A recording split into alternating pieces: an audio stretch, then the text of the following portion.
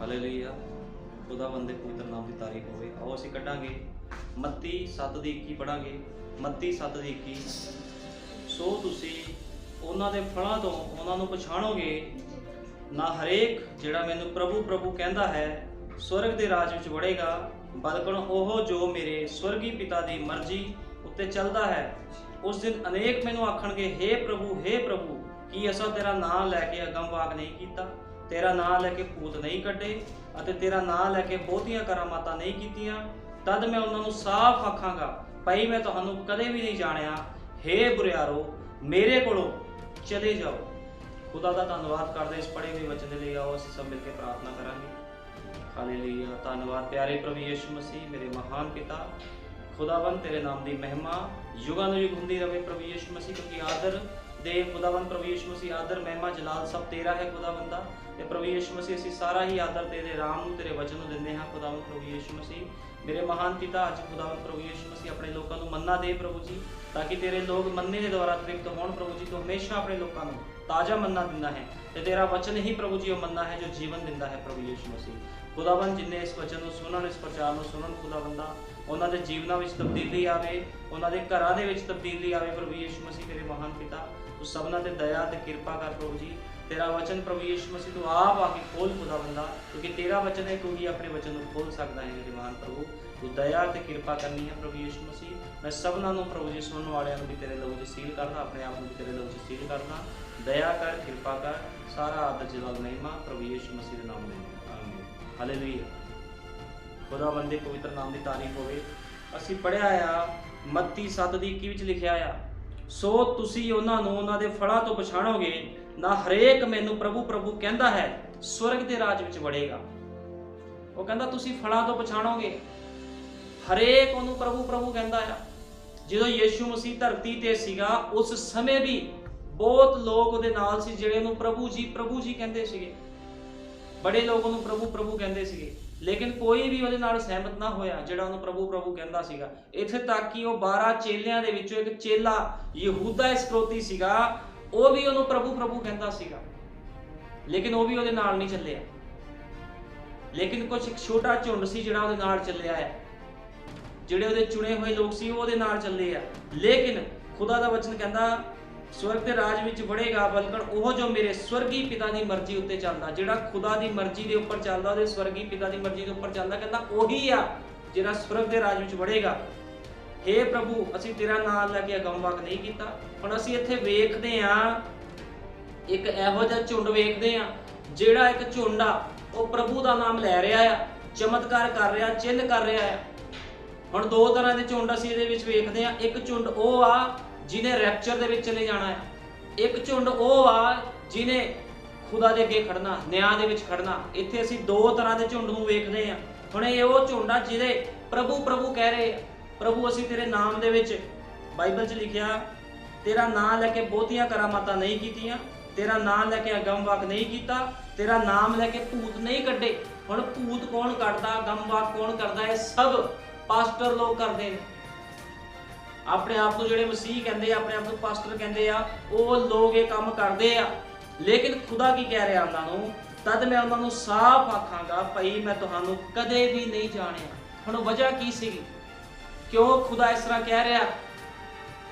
ਕਿਉਂਕਿ ਇਹਨਾਂ ਨੇ ਉਹਦੀ ਮਰਜ਼ੀ ਨੂੰ ਹੀ ਨਹੀਂ ਪੂਰਾ ਕੀਤਾ। ਅੱਜ ਬਹੁਤ ਲੋਕ ਬਾਈਬਲਾਂ ਹੱਥਾਂ 'ਚ ਫੜਦੇ ਆ, ਬਹੁਤ ਲੋਕ ਖੁਦਾ ਦਾ ਪ੍ਰਚਾਰ ਕਰ ਰਹੇ, ਲੇਕਿਨ ਸਭ ਕੀ ਯਿਸੂ ਮਸੀਹ ਦੀ ਮਰਜ਼ੀ ਨੂੰ ਪੂਰਾ ਕਰ ਰਹੇ ਆ? ਗੱਲ ਤਾਂ ਇਹ ਆ, ਜਦੋਂ ਤੱਕ ਕੋਈ ਖੁਦਾ ਦੀ ਮਰਜ਼ੀ ਨੂੰ ਪੂਰਾ ਨਹੀਂ ਕਰਦਾ, ਉਹਦੇ ਰਾਜ ਵਿੱਚ ਦਾਖਲ ਨਹੀਂ ਹੋ ਸਕਦਾ। ਉਹਦੇ ਰਾਜ ਵਿੱਚ ਦਾਖਲ ਹੋਣ ਦੇ ਲਈ ਮੰਨ ਲਓ ਕਿਸੇ ਨੇ ਕਿਸੇ ਕੰਟਰੀ ਵਿੱਚ ਜਾਣਾ, ਦੂਜੇ ਦੇਸ਼ ਵਿੱਚ ਜਾਣਾ, ਤੇ ਉੱਥੇ ਦੇ ਰੂਲ ਫੋਲੋ ਕਰਨੇ ਪੈਂਦੇ ਆ। ਜੇ ਕੋਈ ਰੂਲ ਫੋਲੋ ਨਾ ਕਰੇ ਉੱਥੇ ਦੇ, ਤੇ ਉਹ ਉਸ ਕੰਟਰੀ ਦੇ ਵਿੱਚ ਜਾ ਨਹੀਂ ਸਕਦਾ। ਉਹਨਾਂ ਦੇ ਹਿਸਾਬ ਦੇ ਨਾਲ ਉਹਨਾਂ ਨੂੰ ਜਾਣਾ ਪੈਂਦਾ ਆ, ਚੱਲਣਾ ਪੈਂਦਾ ਆ। ਉੱਥੇ ਦੇ ਰੂਲ ਰੈਗੂਲੇਸ਼ਨ ਅਲੱਗ ਹੁੰਦੇ ਆ। ਇਸੇ ਤਰ੍ਹਾਂ ਜੇ ਖੁਦਾ ਦੇ ਕੋਲ ਕੋਈ ਜਾਣਾ ਚਾਹੁੰਦਾ ਤੇ ਉਹਨੂੰ ਖੁਦਾ ਦੇ ਕਾਨੂੰਨਾਂ ਤੇ ਵਿਧੀਆਂ ਤੇ ਚੱਲਣਾ ਪਵੇਗਾ। ਲੇਕਿਨ ਇੱਥੇ ਇੱਕ ਝੁੰਡ ਆ ਜਿਹੜਾ ਪ੍ਰਭੂ ਪ੍ਰਭੂ ਕਹਿ ਰਿਹਾ ਆ ਵੀ ਪ੍ਰਭੂ ਅਸੀਂ ਤੇਰੇ ਨਾਮ 'ਚ ਭੂਤ ਕੱਢੇ, ਅਸੀਂ ਤੇਰੇ ਨਾਮ 'ਚ ਆ ਕੱਢੇ। ਲੇਕਿਨ ਖੁਦਾ ਕੀ ਕਹਿ ਰਿਹਾ ਵੀ ਤੁਸੀਂ ਮੇਰੇ ਰਾਜ ਵਿੱਚ ਨਹੀਂ ਜਾਓਗੇ। ਕਹਿੰਦਾ ਹੇ ਬੁਰਿਆਰੋ, ਮੇਰੇ ਕੋਲ ਦੂਰ ਚਲੇ ਜਾਓ। ਹੁਣ ਇਹ ਦਾਵਾ ਕਿਉਂ ਕਰ ਰਹੇ ਆ? ਜਦੋਂ ਇਹਨਾਂ ਨੂੰ ਪਤਾ ਲੱਗਾ ਵੀ ਅਸੀਂ ਤਾਂ ਪ੍ਰਭੂ ਦੇ ਨਾਮ 'ਚ ਬੜੇ ਕੰਮ ਕੀਤੇ, ਭੂਤ ਕੱਢੇ ਆ, ਸਭ ਕੁਝ ਕੀਤੇ, ਪ੍ਰਭੂ ਦੇ ਅੱਗੇ ਦਾਵਾ ਪੇਸ਼ ਕਰ ਰਹੇ ਆ ਵੀ ਪ੍ਰਭੂ ਸਾਨੂੰ ਕਿਉਂ ਤੂੰ ਆਪਣੇ ਰਾਜ ਵਿੱਚ ਨਹੀਂ ਦਾਖਲ ਕਰ ਰਿਹਾ, ਸਾਨੂੰ ਤੂੰ ਕਿਉਂ ਨਰਕ ਵਿੱਚ ਭੇਜ ਰਿਹਾ ਹੈ। ਲੇਕਿਨ ਇਹ ਦਾਵਾ ਇਹਨਾਂ ਦਾ ਕੀ ਹੋ ਰਿਹਾ, ਫੇਲ ਕਰ ਰਿਹਾ ਪ੍ਰਭੂ। ਉਹ ਕਹਿੰਦਾ ਤੁਸੀਂ ਮੇਰੇ ਸਵਰਗੀ ਪਿਤਾ ਦੀ ਮਰਜ਼ੀ ਉੱਪਰ ਨਹੀਂ ਚੱਲੇ, ਇਸ ਕਰਕੇ ਹੇ ਬੁਰਿਆਰੋ ਮੇਰੇ ਕੋਲੋਂ ਦੂਰ ਚਲੇ ਜਾਓ। ਖੁਦਾਵੰਦ ਉਹਨਾਂ ਨੂੰ ਦੂਰ ਭੇਜ ਰਿਹਾ ਹੈ ਆਪਣੇ ਕੋਲੋਂ। ਦੂਰ ਦਾ ਮਤਲਬ ਆ, ਭਾਈ ਬ੍ਰੈਨਮ ਨੇ ਕਿਹਾ, ਸਾਡੇ ਯੁੱਗ ਦੇ ਨਬੀ ਨੇ ਕਿਹਾ, ਜੇ ਕੋਈ ਪਰਮੇਸ਼ਵਰ ਤੋਂ ਵਿਛੜ ਜਾਂਦਾ ਉਹਦਾ ਮਤਲਬ ਹੁੰਦਾ ਮੌਤ, ਤੇ ਮੌਤ ਦਾ ਕੀ ਮਤਲਬ ਹੁੰਦਾ, ਪਰਮੇਸ਼ਵਰ ਤੋਂ ਵਿਛੜਨਾ। ਉਹ ਕਦੇ ਵੀ ਖੁਦਾ ਨੂੰ ਵੇਖ ਨਹੀਂ ਸਕਦਾ ਫਿਰ ਦੁਬਾਰਾ। ਲੇਕਿਨ ਇੱਥੇ ਇੱਕ ਝੁੰਡ ਜਿਹੜਾ ਆ ਝੁੰਡਾ ਕਰਾਮਾਤਾ ਕਰਨ ਵਾਲਾ, ਇਹਨਾਂ ਨੂੰ ਖੁਦਾ ਕਹਿ ਰਿਹਾ ਤੁਸੀਂ ਮੇਰੇ ਕੋਲੋਂ ਦੂਰ ਚਲੇ ਜਾਓ। ਬੁਰਿਆਰੋ ਕਹਿੰਦਾ ਮੈਂ ਤੁਹਾਨੂੰ ਕਦੇ ਵੀ ਨਹੀਂ ਜਾਣਿਆ। ਹੁਣ ਅੱਜ ਲੋਕ ਭਗਤੀਆਂ ਕਰਦੇ, ਸਭ ਕੁਝ ਕਰਦੇ, ਲੇਕਿਨ ਜੇ ਖੁਦਾ ਦੀ ਮਰਜ਼ੀ ਦੇ ਅਨੁਸਾਰ ਭਗਤੀ ਨਹੀਂ ਆ ਤੇ ਉਹ ਭਗਤੀ ਵੀ ਵਿਅਰਥ ਆ। ਤੇ ਅੱਜ ਲੋਕ ਵਿਅਰਥ ਹੀ ਖੁਦਾ ਦੀ ਭਗਤੀ ਕਰਦੇ। ਇਹੋ ਜੀ ਭਗਤੀ ਨੂੰ ਖੁਦਾ ਪਸੰਦ ਨਹੀਂ ਕਰਦਾ। ਇਸ ਕਰਕੇ ਅਸੀਂ ਮੱਤੀ 7 ਦੀ 21 ਵਿੱਚ ਪੜ੍ਹ ਰਹੇ ਹਾਂ, ਚਮਤਕਾਰ ਕਰਨ ਵਾਲੇ, ਭੂਤ ਕੱਢਣ ਵਾਲੇ, ਹਰੇਕ ਜੋ ਪ੍ਰਭੂ ਦੇ ਵਿੱਚ ਵੱਡੇ ਵੱਡੇ ਚਮਤਕਾਰ ਕਰਦਾ, ਭੁੱਖਬਾਣੀਆਂ ਕਰਦਾ, ਜੇ ਉਹਦੀ ਮਰਜ਼ੀ ਤੇ ਨਹੀਂ ਚੱਲਿਆ। ਤੇ ਖੁਦਾਵੰਦ ਕੀ ਕਹਿ ਰਿਹਾ, ਬੁਰਿਆਰੋ ਮੇਰੇ ਕੋਲੋਂ ਦੂਰ ਚਲੇ ਜਾਓ। ਇਸੇ ਤਰ੍ਹਾਂ ਯਿਸੂ ਮਸੀਹ ਦੇ ਨਾਲ ਵੀ ਇੱਕ ਇਹੋ ਜਿਹਾ ਮਨੁੱਖ ਰਹਿੰਦਾ ਸੀ ਜਿਹਦਾ ਨਾਮ ਯਹੂਦਾ ਸੀਗਾ। ਅਸੀਂ ਸੰਦੇਸ਼ ਵਿੱਚੋਂ ਪੜ੍ਹਦੇ ਹਾਂ, अगर आप ठीक उस पर ध्यान दें, जब यीशु दृश्य पर आया तो यहूदा भी दृश्य पर आया। ਹੁਣ ਤੁਹਾਨੂੰ ਪਤਾ ਝੂਠੀ ਤੇ ਸੱਚੀ ਵੇਲ ਇਕੱਠੀ ਚੱਲਦੀ ਆ। ਜੇ ਅੱਜ ਸੱਚੇ ਲੋਕ ਹੈ ਤੇ ਝੂਠੇ ਵੀ ਹੈਗੇ ਆ। ਜੇ ਅੱਜ ਸੱਚ ਦਾ ਪ੍ਰਚਾਰ ਹੋ ਰਿਹਾ ਤੇ ਝੂਠ ਦਾ ਵੀ ਪ੍ਰਚਾਰ ਕਰ ਰਹੇ ਆ। ਉਹ ਕੌਣ ਆ? ਮਸੀਹ ਵਿਰੋਧੀ ਲੋਕ ਨੇ ਜਿਹੜੇ ਇਹ ਕੰਮ ਕਰ ਰਹੇ ਆ।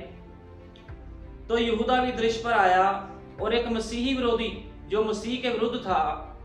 मैं चाहता हूं कि आप इन आत्माओं को स्वभाव पर ध्यान दें। यहूदा एक धार्मिक व्यक्ति था। भाई ब्रैनम कहते यहूदा एक धार्मिक बंदा सीगा, यीशु मसीह दा चेला बन के नाल रहा। अज लोग धार्मिक बने हुए आ, चर्चां दे विच प्रचार करदे आ, कलीसिया विच आंदे आ, सारे नियम कानून पूरे करदे आ, धार्मिक दिखदे आ लोकां नूं, लेकिन खुदा दी मर्जी तो बाहर ने। ਜਦੋਂ ਯीशु मसीह धरती ते आया, फक्की फरीसी लोग हर एक चीज का दशवांश दिंदे सी, ਉਹ ਜੀਰੇ ਦਾ ਵੀ ਦਸ਼ਵਾਂਸ਼ ਦਿੰਦੇ ਸੀਗੇ, ਹਰੇਕ ਚੀਜ਼ ਦਾ ਦਸ਼ਵਾਂਸ਼ ਦਿੰਦੇ ਸੀ। ਉਹ ਬੜੇ ਹੀ ਧਾਰਮਿਕ ਸੀਗੇ। ਇੰਨੇ ਧਾਰਮਿਕ ਲੋਕਾਂ ਨੂੰ ਅੱਜ ਨਹੀਂ ਮਿਲਣੇ ਜਿੰਨੇ ਯीशु मसीह ਦੇ ਸਮੇਂ ਧਾਰਮਿਕ ਲੋਕ ਸੀਗੇ। ਲੇਕਿਨ ਉਹਨਾਂ ਨੇ ਖੁਦਾ ਦਾ ਵਿਰੋਧ ਕੀਤਾ, ਫਿਰ ਵੀ ਉਹਦੀ ਮਰਜ਼ੀ ਦੇ ਉੱਪਰ ਉਹ ਲੋਕ ਨਹੀਂ ਚੱਲੇ। ਤੇ ਇਸੇ ਤਰ੍ਹਾਂ ਯਹੂਦਾ ਜਿਹੜਾ ਖੁਦ ਯीशु मसीह ਦਾ ਚੇਲਾ ਸੀਗਾ, ਉਹ ਵੀ ਕਲੀਸਿਆ ਵਿੱਚ ਵੜ ਆਇਆ, ਪ੍ਰਭੂ ਦੇ ਨਾਲ ਰਿਹਾ, ਚਿੰਨ ਚਮਤਕਾਰ ਕੀਤੇ, ਸਭ ਕੁਝ ਕੀਤਾ, ਲੇਕਿਨ ਫਿਰ ਵੀ ਉਹ ਵਿਰੋਧੀ ਸੀ, ਸ਼ੈਤਾਨ ਦਾ ਪੁੱਤਰ ਸੀ। ਇਸੇ ਤਰ੍ਹਾਂ ਅੱਜ ਬਹੁਤ ਸਾਰੇ ਉਹੀ ਜਿਹੇ ਆਤਮਾ ਵਾਲੇ ਲੋਕ ਚਰਚਾਂ ਦੇ ਵਿੱਚ ਨੇ, ਜਿਨ੍ਹਾਂ ਨੂੰ ਇੱਕ ਦਿਨ ਯीशु मसीह ਕਹੇਗਾ, ਹੇ ਬੁਰਿਆਰੋ ਮੇਰੇ ਕੋਲੋਂ ਦੂਰ ਚਲੇ ਜਾਓ ਕਿਉਂਕਿ ਮੈਂ ਤੁਹਾਨੂੰ ਨਹੀਂ ਜਾਣਦਾ। ਇਹ ਮੱਤੀ 7 ਦੀ 21 ਵਾਲੀ ਉਹ ਕਲੀਸਿਆ ਦੇ ਲੋਕ ਨੇ ਜਿਹੜੇ ਖੁਦਾ ਦੇ ਵਚਨ ਨੂੰ ਮੰਨਣ ਤੋਂ ਇਨਕਾਰ ਕਰ ਦਿੰਦੇ ਆ। ਤੇ ਇਹੋ ਜਿਹੇ ਲੋਕਾਂ ਨੂੰ ਕਦੇ ਵੀ ਸਾਡਾ ਪ੍ਰਭੂ ਯीशु मसीह ਪਸੰਦ ਨਹੀਂ ਕਰਦਾ।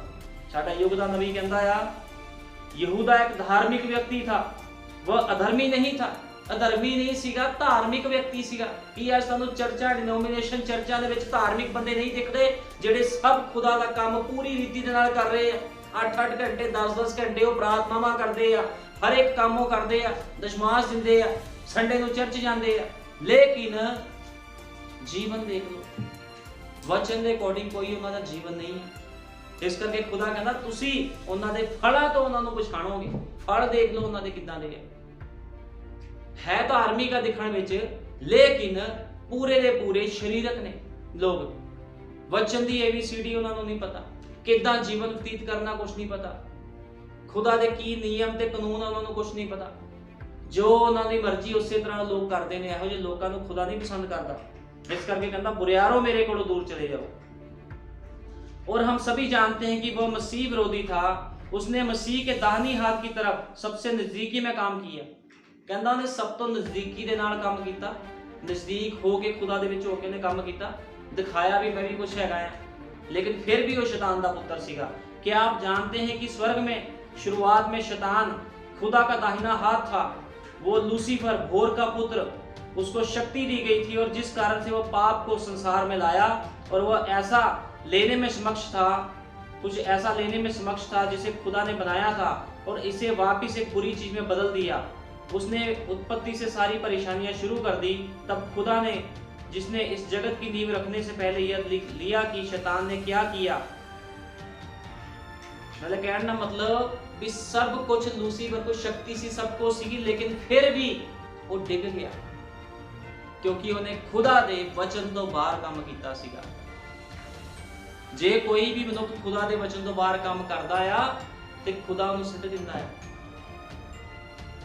संत पौलुस जिहड़ा कि पहला दूत आ, संत पौलुस जो कि एक पहला दूत आ, उन्हें कहा जिहड़ी सिੱਖਿਆ ਅਸੀਂ ਤੁਹਾਨੂੰ ਦਿੱਤੀ ਆ, इस सिੱਖਿਆ ਤੋਂ ਇਲਾਵਾ ਜੇ ਕੋਈ ਹੋਰ ਸਿੱਖਿਆ ਭਾਵੇਂ स्वर्ग ਤੋਂ ਕੋਈ ਦੂਤ ਵੀ ਉੱਤਰ ਕੇ ਨਾ ਦਵੇ, स्वर्ग ਤੋਂ ਕਹਿੰਦਾ ਕੋਈ ਦੂਤ ਵੀ ਉੱਤਰ ਆਵੇ, ਜਿਹੜੀ ਸਿੱਖਿਆ ਅਸੀਂ ਤੁਹਾਨੂੰ ਦਿੱਤੀ ਕੋਈ ਹੋਰ ਸਿੱਖਿਆ ਦਵੇ ਤੇ ਉਹ ਸ਼ਾਪਿਤ ਹੋਵੇ।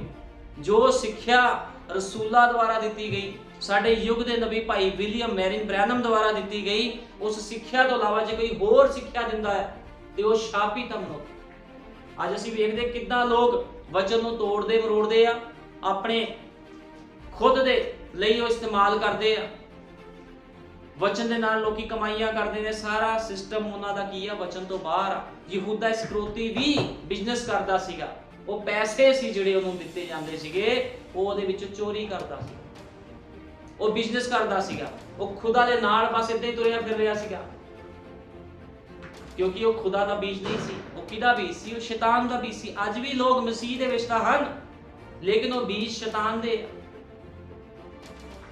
ਕਿਉਂਕਿ ਖੁਦਾ ਵਾਲੇ ਉਹਨਾਂ ਦੇ ਕੋਈ ਕੰਮ ਨਹੀਂ। ਜਦ ਯੀਸ਼ੂ ਮਸੀਹ ਫਕੀਰ ਫਰੀਸੀਆਂ ਨਾਲ ਗੱਲਬਾਤ ਕਰ ਰਿਹਾ ਸੀਗਾ ਤੇ ਯੀਸ਼ੂ ਮਸੀਹ ਨੇ ਉਹਨਾਂ ਨੂੰ ਕਿਹਾ, ਉਹ ਕਹਿੰਦੇ ਅਸੀਂ ਇਬਰਾਹਿਮ ਦੀ ਸੰਤਾਨ ਹਾਂ।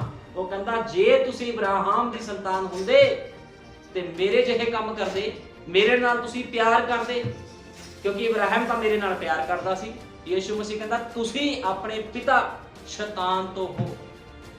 ਯੀਸ਼ੂ ਮਸੀਹ ਨੇ ਸਭ ਬਿਲਕੁਲ ਸਪਸ਼ਟ ਤਰ੍ਹਾਂ ਨਾਲ ਉਹਨਾਂ ਨੂੰ ਜਵਾਬ ਦਿੱਤਾ, ਉਹਨੇ ਕੋਈ ਲਿਹਾਜ਼ ਨਹੀਂ ਲਿਆ ਉਹਨਾਂ ਦਾ। ਉਹ ਕਹਿੰਦਾ ਜੇ ਤੁਸੀਂ ਆਪਣੇ ਪਿਤਾ ਇਬਰਾਹਿਮ ਤੋਂ ਹੁੰਦੇ ਤੇ ਮੇਰੇ ਨਾਲ ਤੁਸੀਂ ਪਿਆਰ ਕਰਦੇ, ਆਪਣੇ ਪਿਤਾ ਜਿਹੇ ਕੰਮ ਕਰਦੇ, ਕਿਉਂਕਿ ਇਬਰਾਹਿਮ ਇੱਕ ਬਹੁਤ ਵੱਡਾ ਵਿਸ਼ਵਾਸੀ ਸੀਗਾ। ਲੇਕਿਨ ਇਹ ਫਕੀਰ ਫਰੀਸੀ ਕੀ ਕਰ ਰਹੇ ਸੀ ਉਸ ਸਮੇਂ ਦੇ ਵਿੱਚ? ਯੀਸ਼ੂ ਮਸੀਹ ਦਾ ਵਿਰੋਧ ਕਰ ਰਹੇ ਸੀ। ਇਹਨਾਂ ਨੇ ਬਾਈਬਲ ਪੜ੍ਹੀ ਸੀਗੀ, ਗ੍ਰੰਥ ਪੜ੍ਹੇ ਸੀਗੇ, ਇਹਨਾਂ ਨੂੰ ਪਤਾ ਸੀਗਾ ਮਰੀਅਮ ਇੱਕ ਵਾਰੀ ਹੋਵੇਗੀ, ਉਹਦੇ ਦੁਆਰਾ ਇੱਕ ਪੁੱਤਰ ਆਣਾ ਹੈ, ਲੇਕਿਨ ਫਿਰ ਵੀ ਇਹਨਾਂ ਨੇ ਵਿਸ਼ਵਾਸ ਨਹੀਂ ਕੀਤਾ। ਤੇ ਅੱਜ ਵੀ ਲੋਕ ਸਮੇਂ ਦੇ ਸੰਦੇਸ਼ ਤੇ ਵਿਸ਼ਵਾਸ ਨਹੀਂ ਕਰਦੇ। ਯੀਸ਼ੂ ਮਸੀਹ ਜੀ ਤੋਂ ਜਾ ਰਿਹਾ ਸੀ, ਉਹ ਸਾਰੇ ਲੋਕਾਂ ਨੂੰ ਕਹਿੰਦਾ ਸੀਗਾ ਸਾਰੇ ਪਾਸੇ ਜਾਓ ਤੇ ਮੇਰੇ ਨਾਮ ਦਾ ਸੁਸਮਾਚਾਰ ਪ੍ਰਚਾਰ ਕਰੋ। ਲੇਕਿਨ ਇੱਥੇ ਕੀ ਹੋ ਗਿਆ? ਇੱਥੇ ਲੋਕਾਂ ਨੇ ਆਪਣੇ ਹੀ ਸਿਸਟਮ ਬਣਾ ਲਏ ਸਾਰਿਆਂ ਨੇ। ਕੋਈ ਛਿੱਟਿਆਂ ਦਾ ਬਸਮਾ ਦਿੰਦਾ, ਕੋਈ ਬੱਚਿਆਂ ਨੂੰ ਬਸਮਾ ਦੇਈ ਜਾਂਦਾ ਹੈ। ਇਹ ਸਾਰਾ ਕੁਝ ਰੋਂਗ ਆ। ਹਰ ਕੋਈ ਬੰਦਾ ਆਪਣੇ ਹੀ ਹਿਸਾਬ ਨਾਲ ਚੱਲ ਰਿਹਾ, ਲੇਕਿਨ ਖੁਦਾ ਚਾਹੁੰਦਾ ਵੀ ਜੇ ਤੁਸੀਂ ਉਹਦੇ ਰਾਜ ਵਿੱਚ ਜਾਣਾ ਚਾਹੁੰਦੇ ਹੋ ਤਾਂ ਤੁਹਾਨੂੰ ਉਹਦੀ ਮਰਜ਼ੀ ਦੇ ਉੱਪਰ ਚੱਲਣਾ ਪਵੇਗਾ।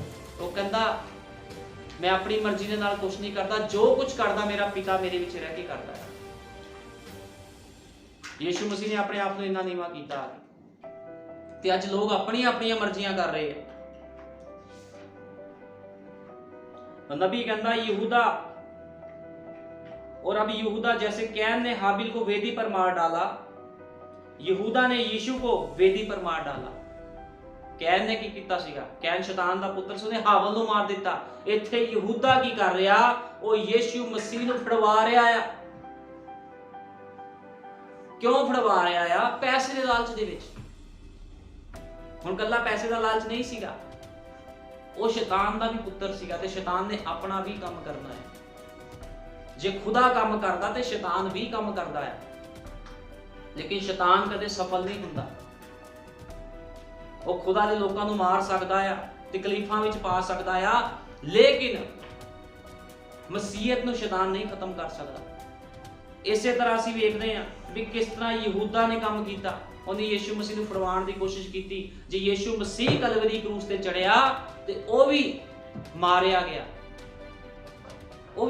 ਸੀਗਾ। ਲੇਕਿਨ ਸਾਡਾ ਪ੍ਰਭੂ ਯੀਸ਼ੂ ਮਸੀਹ ਤੀਸਰੇ ਦਿਨ ਮੁਰਦਿਆਂ ਵਿੱਚੋਂ ਫਿਰ ਜਿਉਂਦਾ ਹੋ ਗਿਆ। ਲੇਕਿਨ ਜਿਹੜਾ ਯਹੂਦਾ ਸੀਗਾ ਉਹ ਮੌਤ ਵਿੱਚ ਚਲਾ ਗਿਆ, ਕਿਉਂਕਿ ਯੀਸ਼ੂ ਮਸੀਹ ਕਹਿੰਦਾ ਮੈਂ ਯੁਗਾਂ ਦੇ ਯੁਗ ਇੱਕੋ ਜਿਹਾ ਖੁਦਾ ਹਾਂ, ਮੈਂ ਜਿਉਂਦਾ ਖੁਦਾ ਹਾਂ। ਉਹ ਮੁਰਦਾ ਨਹੀਂ ਆ, ਉਹ ਜਿਉਂਦਾ ਆ। ਤੇ ਯੀਸ਼ੂ ਮਸੀਹ ਨੂੰ ਤੇ ਉਹਦੀ ਦੁਲਹਨ ਨੂੰ ਕੋਈ ਨਹੀਂ ਮਾਰ ਸਕਦਾ।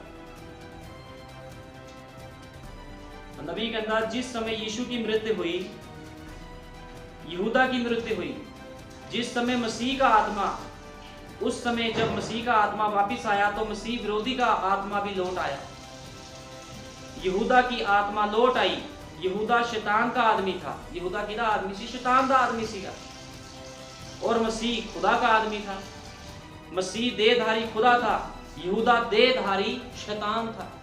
कहता ये यीशु मसीह देहधारी खुदा सी ते यहूदा देहधारी शैतान सी। अज भी ਉਹਨੇ ਕਿਹਾ ਸੀ ਆਪਣੇ ਚੇਲਿਆਂ ਨੂੰ, ਮੈਂ ਜਾ ਰਿਹਾ, ਮੈਂ ਤੁਹਾਡੇ ਲਈ ਪਵਿੱਤਰ ਆਤਮਾ ਨੂੰ ਭੇਜੂਗਾ। ਅੱਜ ਯੀਸ਼ੂ ਮਸੀਹ ਵੀ ਦੇਹਧਾਰੀ ਆ, ਦੁਬਾਰਾ ਦੇਹ ਧਾਰ ਲਈ ਉਹਨੇ। ਕਾਦੇ ਵਿੱਚ? ਆਪਣੀ ਦੁਲਹਨ ਦੇ ਵਿੱਚ ਉਹਨੇ ਦੇਹ ਧਾਰੀ ਹੋਈ ਹੈ। ਤੇ ਸ਼ੈਤਾਨ ਵੀ ਦੇਹਧਾਰੀ ਆ। ਸ਼ੈਤਾਨ ਨੇ ਵੀ ਦੇਹ ਧਾਰੀ ਹੋਈ। ਲੋਕਾਂ ਦੇ ਵਿੱਚ ਸ਼ੈਤਾਨ ਵੜਿਆ ਹੋਇਆ। ਉਹ ਵਚਨ ਨੂੰ ਮੰਨਣ ਨਹੀਂ ਦਿੰਦਾ। ਜੇ ਕਿਸ ਨੂੰ ਦੱਸਿਆ ਜਾਂਦਾ ਪ੍ਰਭੂ ਯੀਸ਼ੂ ਮਸੀਹ ਦੇ ਨਾਮ 'ਚ ਬਸਮਾ ਆ, ਰਸੂਲਾਂ ਦੀ ਸਿੱਖਿਆ ਸੱਚ ਸਿੱਖਿਆ ਆ, ਸ਼ੈਤਾਨ ਉਹਨਾਂ ਦੇ ਮਨ 'ਚ ਪਾਉਂਦਾ ਨਹੀਂ ਨਹੀਂ ਨਹੀਂ ਨਹੀਂ ਨਹੀਂ, ਇਹਨਾਂ ਦੀ ਸਿੱਖਿਆ ਨਹੀਂ ਮੰਨਣੀ, ਇਹ ਸਿੱਖਿਆ ਗਲਤ ਆ। ਕਿੱਦਾਂ ਲੋਕ ਵਚਨ ਨੂੰ ਹੀ ਕੱਟੀ ਜਾਂਦੇ ਆ। ਪਤਰਸ ਨੂੰ ਲੋਕੀ ਸ਼ੈਤਾਨ ਕਹਿ ਦਿੰਦੇ ਆ, ਪਤਰਸ ਸ਼ੈਤਾਨ ਸੀਗਾ। ਲੇਕਿਨ ਉਹਨਾਂ ਨੂੰ ਇਹ ਨਹੀਂ ਪਤਾ ਰਸੂਲਾਂ ਦੇ ਕਰਤੱਵ 5 ਅਧਿਆਏ ਦੇ ਵਿੱਚ ਪਤਰਸ ਕੀ ਕਰ ਰਿਹਾ ਆ। ਉਹ ਹਨਨਿਆ ਸ਼ਫੀਰਾ ਨੂੰ ਕਹਿ ਰਿਹਾ ਆ, ਸ਼ੈਤਾਨ ਤੇਰੇ ਮਨ ਵਿੱਚ ਕਿਉਂ ਸਮਾਇਆ ਜੋ ਤੈਂ ਪਵਿੱਤਰ ਆਤਮਾ ਨਾਲ ਝੂਠ ਬੋਲੇ। ਤੇ ਆਪਣੇ ਬੋਲਾਂ ਦੇ ਅਨੁਸਾਰ ਜਦੋਂ ਪਵਿੱਤਰ ਆਤਮਾ ਪਤਰਸ ਵਿੱਚੋਂ ਬੋਲ ਰਿਹਾ ਤੇ ਪਵਿੱਤਰ ਆਤਮਾ ਦੇ ਬੋਲਣ ਦੇ ਅਨੁਸਾਰ ਹਨਨਿਆ ਤੇ ਸ਼ਫੀਰਾ ਦੋਨੋਂ ਮਾਰੇ ਗਏ। ਤੇ ਬਾਈਬਲ ਬਿਆਨ ਕਰਦੀ ਆ ਉਸ ਨਗਰ ਦੇ ਵਿੱਚ ਭੈ ਸਮਾ ਗਿਆ।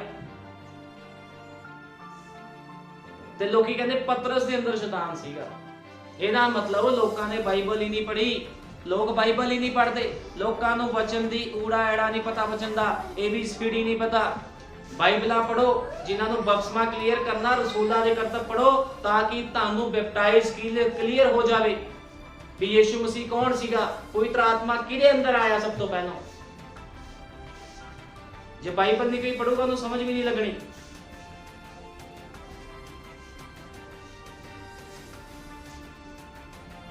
ਹੁਣ ਇਸ ਕਰਕੇ ਖੁਦਾ ਕਹਿੰਦਾ ਵੀ ਹੇ ਬੁਰਿਆਰੋ ਮੇਰੇ ਕੋਲ ਦੂਰ ਚਲੇ ਜਾਓ।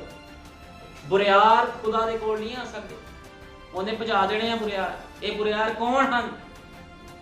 ਚਮਤਕਾਰ ਕਰਨ ਵਾਲੇ, ਭਵਿੱਖਬਾਣੀਆਂ ਕਰਨ ਵਾਲੇ,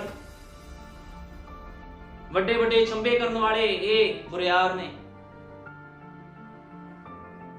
ਜੇ ਕੋਈ ਖੁਦਾ ਦੀ ਮਰਜ਼ੀ ਦੇ ਵਿੱਚ ਨਹੀਂ ਚੱਲਦਾ ਤੇ ਉਹ ਫਿਰ ਕੁਝ ਵੀ ਨਹੀਂ ਆ। ਯੀਸ਼ੂ ਮਸੀਹ ਦੇ 82 ਚੇਲੇ ਸੀ, 12 ਤੋਂ ਇਲਾਵਾ ਵੀ, ਮਤਲਬ 12 ਚੇਲੇ ਤੇ 70 ਚੇਲੇ, 82 ਚੇਲੇ ਹੋ ਗਏ। 70 ਤੇ 12 82 ਚੇਲੇ ਸੀ ਤੇ 70 ਚੇਲੇ ਉਹਨੂੰ ਛੱਡ ਕੇ ਚਲੇ ਗਏ। ਤੇ ਉਹ ਫਿਰ ਉਹਨਾਂ ਨੂੰ ਕਹਿੰਦਾ ਕਿ ਤੁਸੀਂ ਵੀ ਮੈਨੂੰ ਛੱਡ ਕੇ ਜਾਣਾ ਚਾਹੁੰਦੇ ਹੋ। ਲੇਕਿਨ ਉਹਨਾਂ ਨੇ ਕਿਹਾ, ਹੇ ਪ੍ਰਭੂ ਜੀਵਨ ਦੀ ਗੱਲਾਂ ਤਾਂ ਤੇਰੇ ਕੋਲ ਹਨ, ਅਸੀਂ ਕਿੱਥੇ ਜਾਈਏ। ਉਹ ਛੱਡ ਕੇ ਨਹੀਂ ਗਏ ਕਿਉਂਕਿ ਉਹਨਾਂ ਨੂੰ ਪਤਾ ਸੀਗਾ ਉਹ ਕੌਣ ਸੀ, ਖੁਦਾ ਦੇ ਚੁਣੇ ਹੋਏ ਲੋਕ ਸੀਗੇ। ਉਹ ਕਹਿੰਦੇ ਪ੍ਰਭੂ ਜੀ ਜੀਵਨ ਦੀ ਗੱਲਾਂ ਤੇਰੇ ਕੋਲ ਹਨ, ਅਸੀਂ ਕਿੱਥੇ ਜਾਈਏ।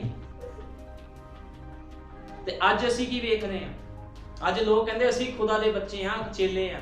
ਖੁਦਾ ਦੇ ਬੱਚਿਆਂ ਨੂੰ ਇਹ ਨਹੀਂ ਪਤਾ ਵੀ ਉਹ ਇੱਕੋ ਹੀ ਖੁਦਾ ਆ, ਉਹ 2 ਜਾਂ 3 ਨਹੀਂ ਆ, ਇੱਕੋ ਹੀ ਖੁਦਾ ਆ ਉਹ। ਅੱਜ ਲੋਕਾਂ ਨੂੰ ਇਹ ਨਹੀਂ ਪਤਾ ਲੱਗਦਾ। ਇਹਦਾ ਮਤਲਬ ਵੀ ਉਹ ਲੋਕ ਵਿਚਾਰੇ ਗੜਬੜੀ 'ਚ ਪਏ ਹੋਏ ਆ।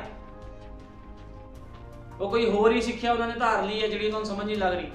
ਲੇਕਿਨ ਵਚਨ ਤਾਂ ਸਾਫ਼ ਸਪਸ਼ਟ ਕਰਦਾ ਹੈ ਇੱਕੋ ਹੀ ਪ੍ਰਭੂ, ਇੱਕੋ ਹੀ ਨਿਹਚਾ ਤੇ ਇੱਕੋ ਹੀ ਬਪਤਿਸਮਾ। ਬਾਈਬਲ ਕਿਤੇ ਵੀ ਬਿਆਨ ਨਹੀਂ ਕਰਦੀ ਵੀ 2 ਖੁਦਾ ਆ, 3 ਖੁਦਾ ਆ ਤੇ ਮਰੀਮ ਅਲੱਗ ਬੈਠੀ ਹੈ ਉਹਦੀ ਮੰਮੀ। ਕਿਤੇ ਵੀ ਨਹੀਂ ਲਿਖਿਆ ਗਿਆ ਵੀ ਮਾਤਾ ਮਰੀਮ ਦੀ ਅਲੱਗ ਕਿਤੇ ਕੁਰਸੀ ਲੱਗੀ ਹੈ, ਸਿੰਘਾਸਨ ਲੱਗਾ ਹੈ। ਅਸੀਂ ਬਾਈਬਲ 'ਚ ਜਦੋਂ ਵੀ ਪੜ੍ਹਦੇ ਹਾਂ ਪੂਰੀ ਬਾਈਬਲ ਵਿੱਚ ਇੱਕੋ ਹੀ ਸਿੰਘਾਸਨ ਆ ਜਿਹਦੇ ਵਿੱਚ ਖੁਦਾ ਵਿਰਾਜਮਾਨ, ਸਿੰਘਾਸਨ ਦੇ ਉੱਪਰ ਖੁਦਾ ਬੈਠਾ ਹੈ। ਤੇ ਅੱਜ ਖੁਦਾ ਹੈ ਕਿੱਥੇ ਆ? ਅੱਜ ਖੁਦਾ ਆਪਣੇ ਵਚਨ ਦੇ ਵਿੱਚ ਆ ਤੇ ਜਿਹਦੇ ਵਿੱਚ ਵਚਨ ਆ ਉਹਦੇ ਵਿੱਚ ਖੁਦਾ ਆ। ਤੇ ਇਸ ਕਰਕੇ ਯੀਸ਼ੂ ਮਸੀਹ ਕਹਿੰਦਾ ਸੀਗਾ ਮਨੁੱਖ ਦੇ ਪੁੱਤਰ ਦੇ ਖਿਲਾਫ ਕਈ ਗੱਲ ਦੀ ਮਾਫੀ ਆ, ਲੇਕਿਨ ਪਵਿੱਤਰ ਆਤਮਾ ਦੇ ਖਿਲਾਫ ਕਈ ਗੱਲ ਦੀ ਕੋਈ ਵੀ ਮਾਫੀ ਨਹੀਂ। ਜੇ ਅੱਜ ਕੋਈ ਉਹਦੇ ਸੱਚੇ ਲੋਕਾਂ ਦੇ ਖਿਲਾਫ ਕੁਝ ਬੋਲਦਾ ਆ ਉਹਨੂੰ ਕੋਈ ਮਾਫੀ ਨਹੀਂ ਆ। ਜਿਹੜੇ ਲੋਕ ਇਸ ਪ੍ਰਚਾਰ ਨੂੰ ਸੁਣ ਰਹੇ ਨੇ ਉਹ ਲੋਕ ਬਾਈਬਲ ਪੜ੍ਹਨ ਧਿਆਨ ਦੇ ਨਾਲ, ਰਸੂਲਾਂ ਦੇ ਕਰਤੱਵ ਨੂੰ ਪੜ੍ਹਨ ਵੀ ਪ੍ਰਭੂ ਕਿਹਨਾਂ ਦੇ ਨਾਲ ਗੱਲਾਂ ਕਰਦਾ ਸੀ। ਗੁਪਤ ਭੇਤਾਂ ਦੀ ਸਮਝ ਦਿੱਤੀ ਕਿਹਨੂੰ ਗਈ ਸੀਗੀ? 70 ਨੂੰ ਜਾਂ 12 ਨੂੰ? ਉਹਨਾਂ ਚੇਲਿਆਂ ਨੂੰ। आओ ਅਸੀਂ ਕੱਢਾਂਗੇ ਮਰਕੁਸ 4 ਦੀ 10। ਮਰਕੁਸ 4 ਦੀ 10, ਮਰਕੁਸ 4 ਦੀ 10 ਦੇ ਵਿੱਚ ਉਹ ਕਲੀਅਰ ਕਰ ਰਿਹਾ, ਕਿਉਂਕਿ ਚੇਲੇ ਕਹਿੰਦੇ ਸੀ ਪ੍ਰਭੂ ਜੀ ਤੂੰ ਲੋਕਾਂ ਨਾਲ ਦੁਸ਼ਟਾਂਤਾਂ 'ਚ ਗੱਲਾਂ ਕਿਉਂ ਕਰਦਾ ਆ, ਸਵਾਲ ਕਰ ਰਹੇ ਸੀਗੇ। ਤੇ ਪ੍ਰਭੂ ਕੀ ਕਹਿ ਰਿਹਾ ਉਹਨਾਂ ਨੂੰ। ਮਰਕੁਸ 4 ਦੀ 10 'ਚ ਅਸੀਂ ਪੜਾਂਗੇ, ਜਾਂ ਉਹ ਇਕਾਂਤ ਵਿੱਚ ਸੀ ਤਾਂ ਜਿਹੜੇ ਉਸ ਦੇ ਨਾਲ ਕੋਲ ਸਨ ਉਹਨਾਂ ਨੇ 12 ਚੇਲਿਆਂ ਨਾਲ ਮਿਲ ਕੇ ਦ੍ਰਿਸ਼ਟਾਂਤਾਂ ਦਾ ਅਰਥ ਉਸ ਨੂੰ ਪੁੱਛਿਆ। ਉਸਨੇ ਮਰਕੁਸ 4 ਦੀ 10 'ਚ ਲਿਖਿਆ, ਉਸਨੇ ਉਹਨਾਂ ਨੂੰ ਕਿਹਾ ਪਰਮੇਸ਼ਵਰ ਦੇ ਖੁਦਾ ਦੇ ਰਾਜ ਦੇ ਭੇਤ ਦੀ ਸਮਝ ਤੁਹਾਨੂੰ ਦਿੱਤੀ ਗਈ ਹੈ।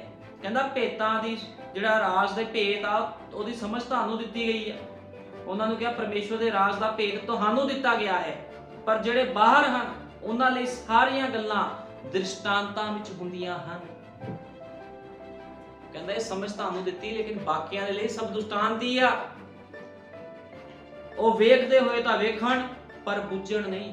ਯੀਸ਼ੂ ਮਸੀਹ ਪ੍ਰਚਾਰ ਕਰਦਾ ਸੀਗਾ, ਸਾਰੇ ਚਿੰਨ ਚਮਤਕਾਰ ਕਰ ਰਿਹਾ ਸੀ, ਲੇਕਿਨ ਫੱਕੀ ਫਰੀਸਿਆਂ ਦੇ ਸਮਝ ਹੀ ਨਹੀਂ ਸੀ ਲੱਗਦੀ।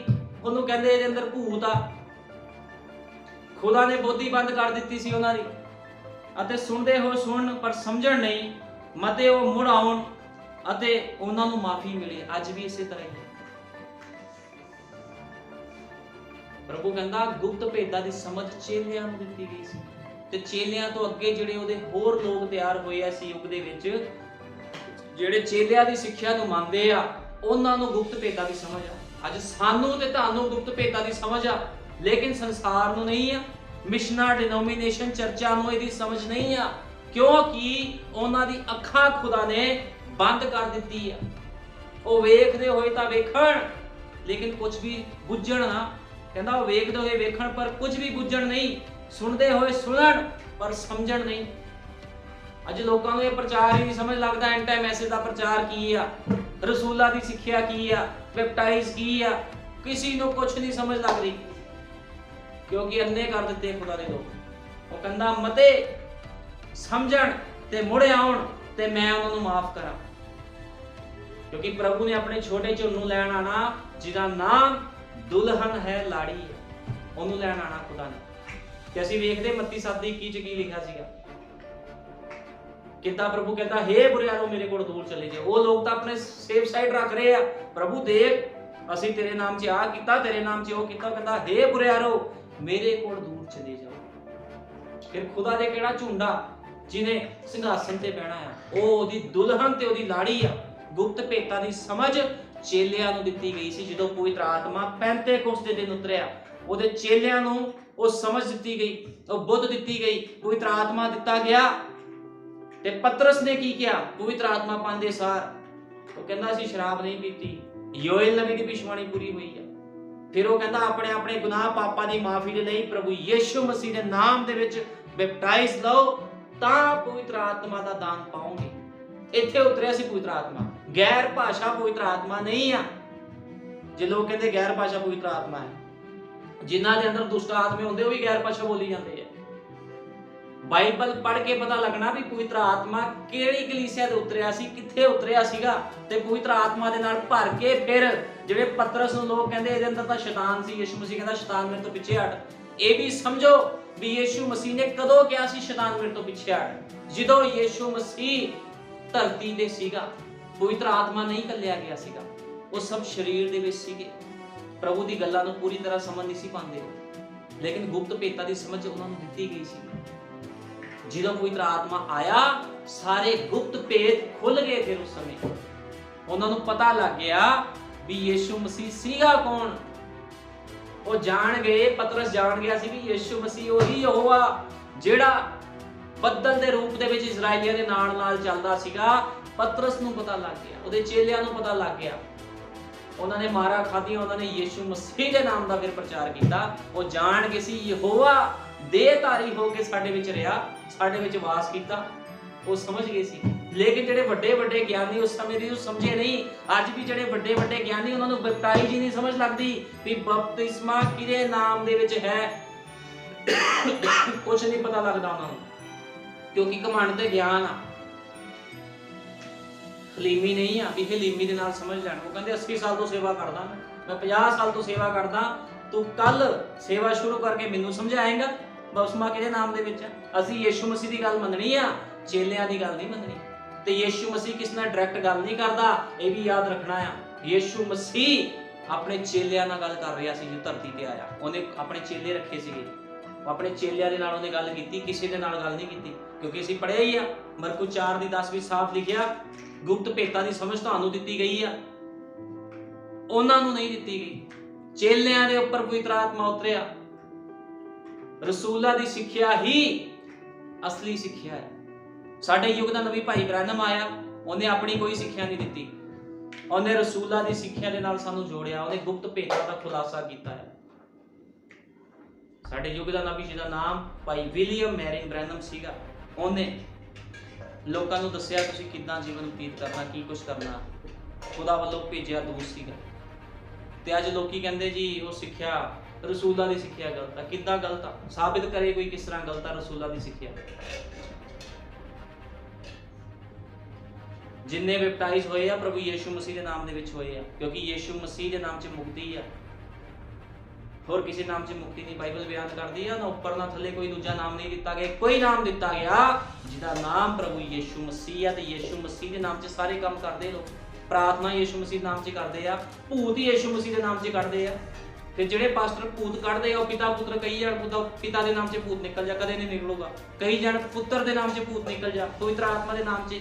ਨਾਮ ਕੀ ਆ ਤਿੰਨਾਂ ਦਾ? ਨਾਮ ਸੀਗਾ ਪਤਰਸ ਨੂੰ ਪਤਾ ਲੱਗ ਗਿਆ ਜਦੋਂ ਪਵਿੱਤਰ ਆਤਮਾ ਉਹਦੇ ਅੰਦਰ ਆ ਗਿਆ, ਉਹਨੂੰ ਨਾਮ ਦਾ ਪਤਾ ਲੱਗ ਗਿਆ ਵੀ ਨਾਮ ਪ੍ਰਭੂ ਯੀਸ਼ੂ ਮਸੀਹ ਆ। ਹੁਣ ਬਾਈਬਲ ਪੜ੍ਹਨੀ ਪੈਣੀ ਹੈ, ਬਸ ਰਸੂਲਾਂ ਦਾ ਕਰਤੱਵ ਪੜ੍ਹਨੇ ਪੈਣੇ, ਨया ਨਿਯਮ ਪੜ੍ਹਨਾ ਪੈਣਾ, ਫਿਰ ਸਮਝ ਲੱਗਣੀ ਆ ਵੀ ਬਾਈਬਲ ਕੀ ਆ, ਗੁਪਤ ਭੇਦ ਕੀ ਆ। ਹੁਣ ਜਿਹੜੇ ਲੋਕ ਆਪਣੇ ਗਿਆਨ 'ਚ ਵੜੇ ਹੋਏ ਉਹਨਾਂ ਨੂੰ ਨਹੀਂ ਸਮਝ ਲੱਗਣੀ ਵੀ ਬਾਈਬਲ ਕੀ ਬਿਆਨ ਕਰਦੀ ਹੈ। ਮੱਤੀ 5:6 ਦੇ ਵਿੱਚ ਲਿਖਿਆ ਆ, ਮੱਤੀ 5:6 ਦੇ ਵਿੱਚ ਲਿਖਿਆ ਆ, ਧੰਨ ਉਹ ਜਿਹੜੇ ਧਰਮ ਦੇ ਭੁੱਖੇ ਤੇ ਧਿਆਏ ਹਨ, ਕਿਉਂ ਜੋ ਉਹ ਰਜਾਏ ਜਾਣਗੇ। ਕਹਿੰਦਾ ਧੰਨ ਹੈ ਉਹ ਧਰਮ ਦੇ ਭੁੱਖੇ ਤੇ ਧਿਆਏ। ਹੁਣ ਕੌਣ ਆ ਧਰਮ ਦਾ ਭੁੱਖਾ ਤੇ ਧਿਆਇਆ? ਜਿਹਨੂੰ ਇਹ ਹੁੰਦਾ ਪ੍ਰਭੂ ਜੀ ਮੈਂ ਤੇਰੇ ਵਚਨ ਨੂੰ ਜਾਣਨਾ ਚਾਹਨਾ, ਤੇਰੇ ਵਚਨ ਨੂੰ ਜਾਣਨਾ ਚਾਹਨੀ ਆ। ਕਹਿੰਦਾ ਧੰਨ ਆ ਉਹ ਜਿਨ੍ਹਾਂ ਦੇ ਅੰਦਰ ਭੁੱਖ ਪਿਆਸ ਆ ਵੀ ਪ੍ਰਭੂ ਅਸੀਂ ਤੇਰੇ ਵਚਨ ਨੂੰ ਸਮਝਣਾ ਚਾਹੁੰਦੇ ਆ। ਹੁਣ ਜਿਹੜੇ ਕਹਿੰਦੇ ਸਾਨੂੰ ਸਭ ਪਤਾ, ਅਸੀਂ ਨਹੀਂ ਮੰਨਣਾ ਬਪਤਿਸਮਾ, ਅਸੀਂ ਨਹੀਂ ਮੰਨਦੇ ਯੀਸ਼ੂ ਮਸੀਹ ਨਾਮ 'ਚ ਵਸਮੇ ਨੂੰ, ਉਹਨਾਂ ਲੋਕਾਂ ਦੇ ਨਹੀਂ ਪੱਲੇ ਪੈਣੀ ਵੀ ਬਪਟਾਈਜ਼ ਕਿਹਦੇ ਨਾਮ ਦੇ ਵਿੱਚ ਆ। ਲੇਕਿਨ ਜਿਹੜੇ ਧਰਮ ਦੇ ਭੁੱਖੇ ਤੇ ਧਿਆਏ ਹਨ ਉਹੀ ਰਜਾਏ ਜਾਣਗੇ। ਭੁੱਖ ਪਿਆਸ ਹੋਣੀ ਚਾਹੀਦੀ ਆ ਵਚਨ ਨੂੰ ਸਮਝਣ ਦੇ ਲਈ, ਖੁਦਾ ਦੇ ਵਿੱਚ ਆਉਣ ਦੇ ਲਈ ਵੀ ਤੁਹਾਡੀ ਭੁੱਖ ਪਿਆਸ ਹੋਣੀ। ਜੇ ਤੁਹਾਨੂੰ ਭੁੱਖ ਪਿਆਸ ਨਹੀਂ ਆ ਤੇ ਰਜਾਏ ਕਿੱਦਾਂ ਜਾਓਗੇ? ਜਿਹਨੂੰ ਭੁੱਖ ਪਿਆਸ ਹੁੰਦੀ ਹੈ, ਜੇ ਬੰਦੇ ਨੂੰ ਭੁੱਖ ਲੱਗਦੀ ਆ ਤੇ ਉਹ ਖਾਣਾ ਮੰਗਦਾ ਆ, ਫਿਰ ਉਹ ਰੱਜ ਜਾਂਦਾ। ਇਸੇ ਤਰ੍ਹਾਂ ਵਚਨ ਦੀ ਵੀ ਭੁੱਖ ਪਿਆਸ ਹੋਣੀ ਚਾਹੀਦੀ ਹੈ। ਲੇਕਿਨ ਜੇ ਸ਼ੈਤਾਨ ਨੇ ਹੀ ਲੋਕਾਂ ਨੂੰ ਆਪਣਾ ਭੋਜਨ ਦੇ ਕੇ ਦੋਗਲੀ ਸਿੱਖਿਆ ਦੇ ਕੇ ਰਜਾਇਆ ਹੋਇਆ ਤੇ ਉਹ ਕਿੱਥੇ ਫਿਰ ਕਹਿਣਗੇ ਵੀ ਸਾਨੂੰ ਭੁੱਖ ਪਿਆਸ ਆ? ਉਹਨਾਂ ਨੇ ਉੱਥੇ ਸੰਤੁਸ਼ਟ ਹੋ ਜਾਣਾ। ਕਿਉਂਕਿ ਸ਼ੈਤਾਨ ਕੀ ਕਰਦਾ, ਇੱਕ ਮਨੁੱਖ ਨੂੰ ਚੱਕਦਾ ਆ, ਉਹਨੂੰ ਕਹਿੰਦਾ ਤੂੰ ਜੋ ਕਰ ਰਿਹਾ ਸਹੀ ਕਰ ਰਿਹਾ। ਉਹਨੂੰ ਵਚਨ ਦਾ ਭਾਵੇਂ ਊੜਾ ਐੜਾ ਨਾ ਪਤਾ ਹੋਵੇ ਬੰਦੇ ਨੂੰ, ਉਹਨੂੰ ਕਹਿੰਦੇ ਜੋ ਕਰ ਰਿਹਾ ਸ਼ੈਤਾਨ ਮਨ 'ਚ ਪਾ ਰਿਹਾ, ਤੂੰ ਹੀ ਆ ਮਸੀਹ ਬੰਦਾ, ਬਾਕੀ ਨਹੀਂ ਹੈਗੇ। ਉਹਦੇ ਮਨ 'ਚ ਇਦਾਂ ਪਾ ਕੇ ਉਹਨੂੰ ਖੜਾ ਕਰ ਦਿੰਦਾ ਆ ਤੇ ਉਹ ਸੋਚਦਾ ਸ਼ਾਇਦ ਮੈਂ ਹੀ ਸੱਚਾ ਆ, ਉਹ ਕਿਸੇ ਦੀ ਸੁਣਦਾ ਹੀ ਨਹੀਂ ਫਿਰ। ਲੇਕਿਨ ਖੁਦਾ ਦਾ ਵਚਨ ਕਹਿੰਦਾ ਜਿਹੜੇ ਧਰਮ ਦੇ ਭੁੱਖੇ ਤੇ ਧਿਆਏ ਹਨ ਉਹ ਰਜਾਏ ਜਾਣਗੇ। ਭੁੱਖੇ ਤੇ ਪਿਆਸ ਵੀ ਹੋਣੀ ਚਾਹੀਦੀ ਹੈ ਇੱਕ ਮਨੁੱਖ ਦੇ ਅੰਦਰ ਵਚਨ ਨੂੰ ਸਮਝਣ ਦੇ ਲਈ, ਫਿਰ ਖੁਦਾ ਉਹਨੂੰ ਤ੍ਰਿਪਤ ਕਰੇਗਾ। ਚੇਲੇ ਉਹਦੇ ਨਾਲ ਨਾਲ ਰਹਿੰਦੇ ਸੀਗੇ ਕਿਉਂਕਿ ਉਹ ਭੁੱਖੇ ਤੇ ਧਿਆਏ ਸੀ ਵਚਨ ਦੇ ਲਈ, ਉਹਨਾਂ ਅੰਦਰ ਭੁੱਖ ਪਿਆਸ ਸੀਗੀ ਤੇ ਖੁਦਾ ਨੇ ਪਵਿੱਤਰ ਆਤਮਾ ਦੇ ਕੇ ਉਹਨਾਂ ਨੂੰ ਤ੍ਰਿਪਤ ਕੀਤਾ। ਇਸ ਤਰ੍ਹਾਂ ਚਾਹੀਦਾ ਪ੍ਰਭੂ ਨੂੰ, ਇਹੋ ਜਿਹੇ ਲੋਕ ਚਾਹੀਦੇ। ਰਸੂਲਾਂ ਦੇ ਕਰਤੱਵ ਪੜ੍ਹਾਂਗੇ 5:1।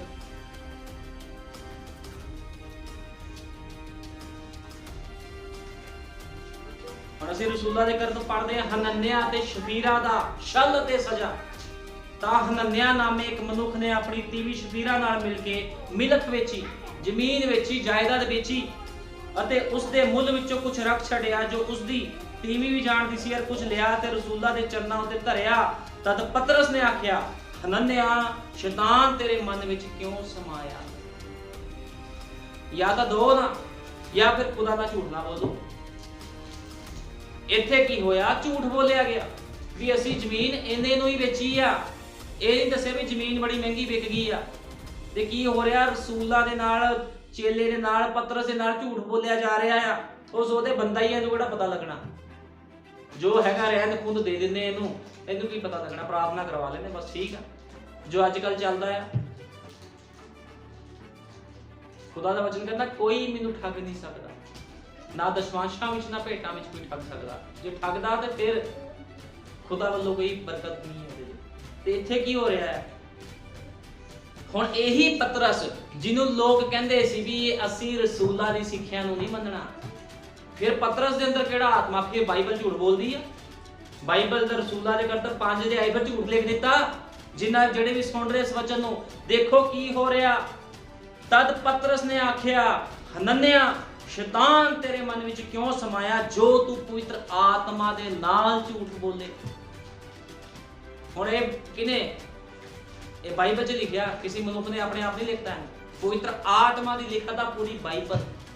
ਕੌਣ ਕੱਟੂਗਾ ਇਹਨੂੰ? ਹੁਣ ਪਤਰਸ ਦੇ ਅੰਦਰ ਪਵਿੱਤਰ ਆਤਮਾ ਸੀ, ਸਾਬਿਤ ਹੋ ਗਿਆ। ਜਦੋਂ ਯੀਸ਼ੂ ਮਸੀਹ ਨੇ ਕਿਹਾ ਸੀ ਸ਼ੈਤਾਨ ਮੇਰੇ ਤੋਂ ਪਿੱਛੇ ਹਟ, ਤੂੰ ਮਨੁੱਖਾਂ ਜੀਆਂ ਗੱਲਾਂ ਕਰਦਾ ਆ, ਉਦੋਂ ਉਹ ਸਰੀਰ ਦੇ ਵਿੱਚ ਸੀ। ਲੇਕਿਨ ਪੈਂਤੇਕੋਸਤ ਦੇ ਦਿਨ ਪਵਿੱਤਰ ਆਤਮਾ ਉਤਰਨ ਤੋਂ ਬਾਅਦ ਪਤਰਸ ਪਵਿੱਤਰ ਆਤਮਾ ਦੇ ਨਾਲ ਭਰ ਗਿਆ। ਤੇ ਕੀ ਹੋ ਰਿਹਾ ਇਸ ਜਗ੍ਹਾ ਦੇ ਵਿੱਚ?